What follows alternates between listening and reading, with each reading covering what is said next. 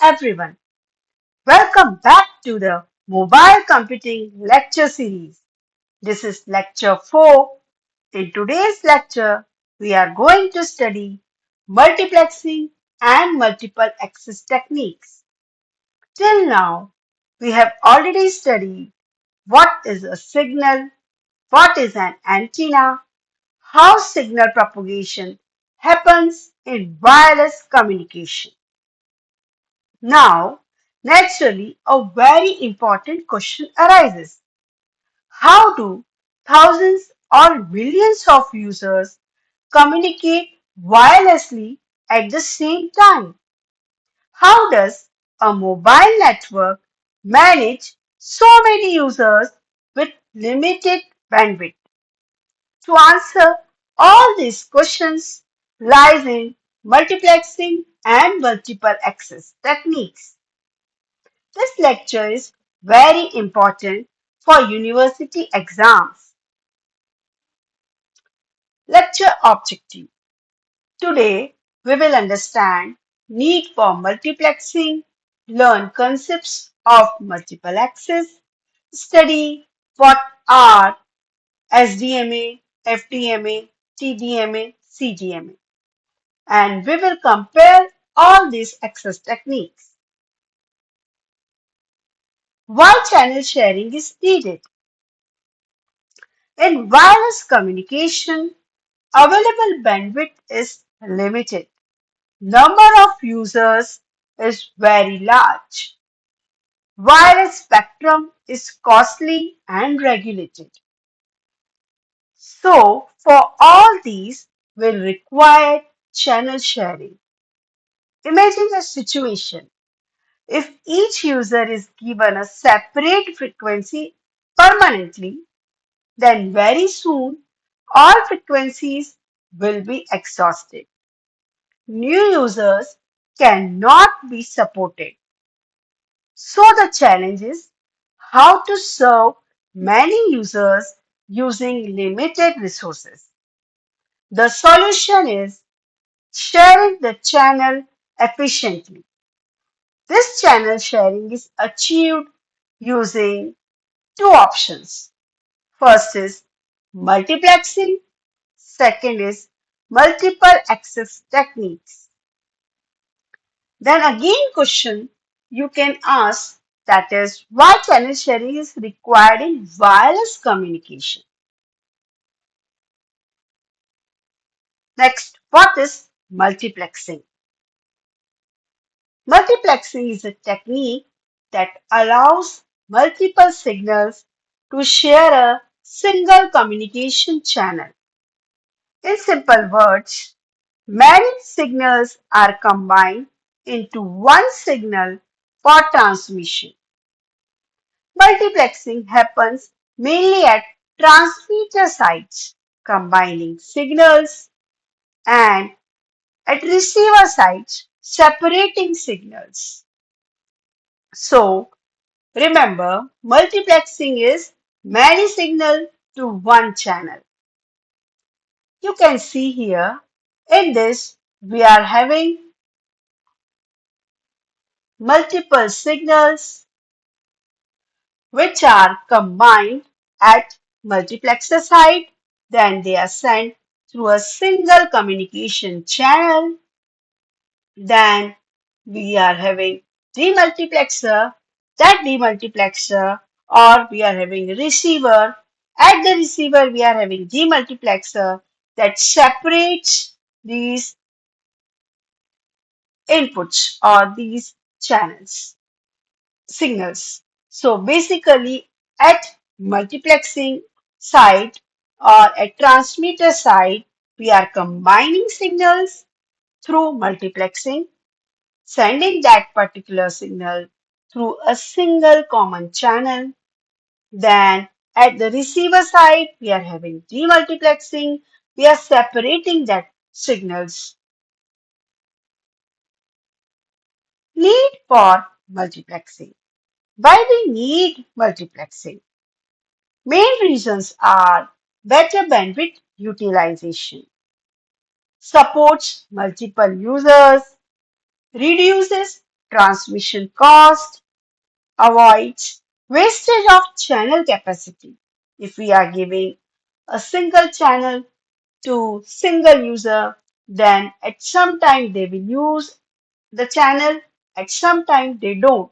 So this wastes channel capacity. Without multiplexing, one channel serves only one user.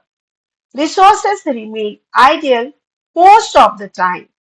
So multiplexing makes communication system efficient and economical. Multiplexing versus multiple access. Multiplexing means combined signals at transmitter. Multiple access means allows multiple users to access channel. We have already studied multiplexing. So means we are combining the signal at the transmitter. And multiple access means multiple users can access that particular channel. Used basically multiple access used in wireless networks. So clearly we can say that multiplexing deals with signals and multiple access deals with users. Multiplexing combines multiple signals used mainly in transmission system.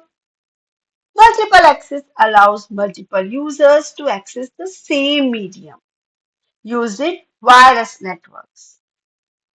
Let us again differentiate these two. Multiplexing is a technique used to combine multiple signals into a single communication channel. Multiple access is a technique used to allow multiple users to access the same communication channel. Multiplexing deals with signals.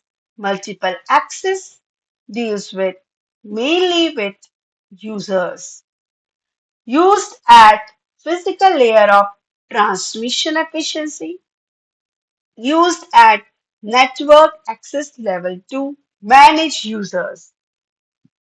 Signals are combined at the transmitter and separated at the receiver. Users are separated using space, frequency, time, or code.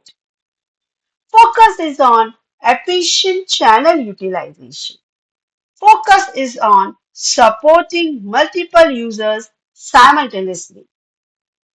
Example, combining multiple data streams into one channel. Example, SDMA FDMA TDMA CDMA. Multiplexing is performed before transmission. Multiple access is performed during channel access. So these are the difference between multiplexing and multiple access. Now we will understand deeply what is multiple access and what are the techniques. Multiple access techniques allow multiple users to share the same communication channel, or we can say that multiple access techniques allow many users to share the same frequency spectrum. Each user is separated by space, frequency, time, code. Based on this separation, we have different multiple access techniques: SDMA, FDMA, TDMA, CDMA. Let us understand these four one by one. SDMA. The full form is Space Division Multiple Access. In this, basically, users are separated by space on physical location. Same frequency can be reused in different areas.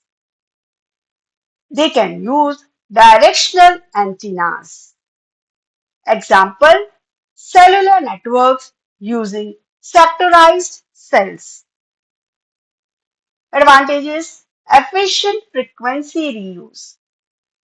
Here you can say that there are multiple users or multiple mobile stations and there is a single base station and directional antennas.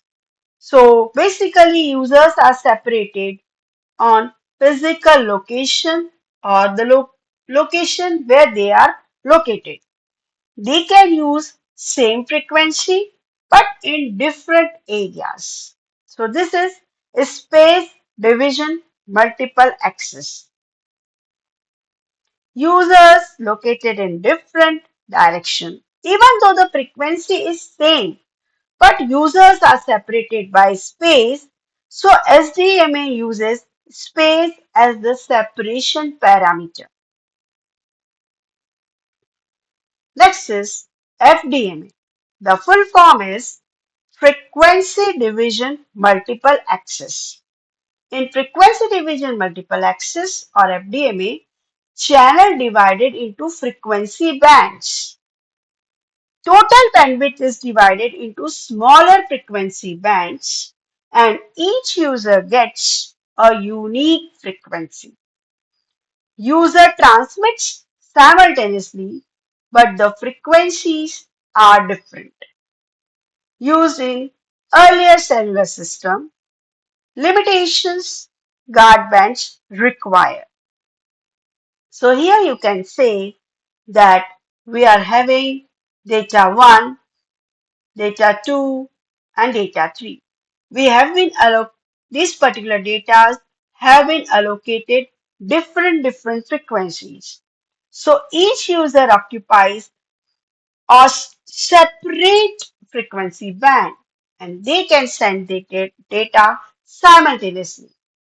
So FDMA means frequency based separation. Next is TDMA. The full form is time division multiple access. In TDMA, channel is divided into time slots. Each user transmits in assigned slot. Same frequency is shared over time. The frequency is same, but the time slot is different. Used is GSM system. Advantages are better bandwidth utilization.